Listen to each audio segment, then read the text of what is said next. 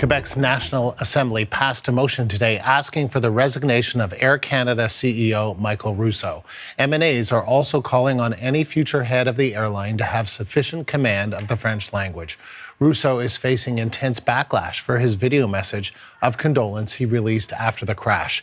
It was only in English. The CBC's National Assembly correspondent Cathy Senet joins us live from Quebec City. So, Cathy, Michael Rousseau issued a statement this morning in which he apologized for not being better in French after years of promising that he would be, while also saying, you can live in Montreal and not speak French.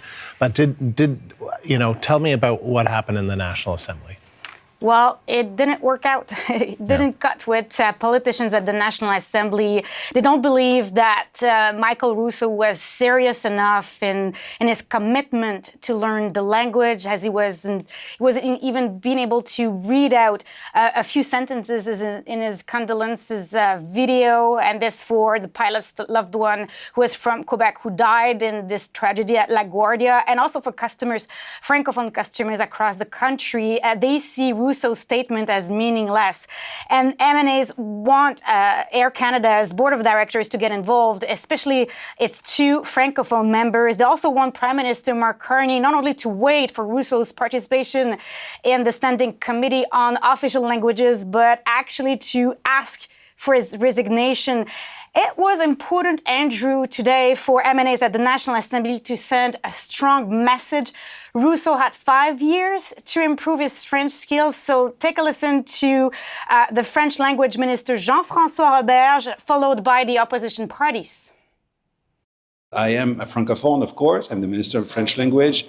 I was born and raised in a Francophone family, but I do my best to speak in English, to show some respect to our Anglophone community. Being able to minimally sustain a basic conversation in French and to be able to express himself minimally in French. There's no evolution at all in its capacity to express minimally himself in English. We're not giving him any more chance. It's absurd. We do believe that Michael Rousseau is not stupid. And I'm hoping the federal government is enough sensible to understand that this can't stand, and that Mr. Carney will also take the appropriate position. I mean, if he's not, then he's sending a clear message to Quebecers at the same time.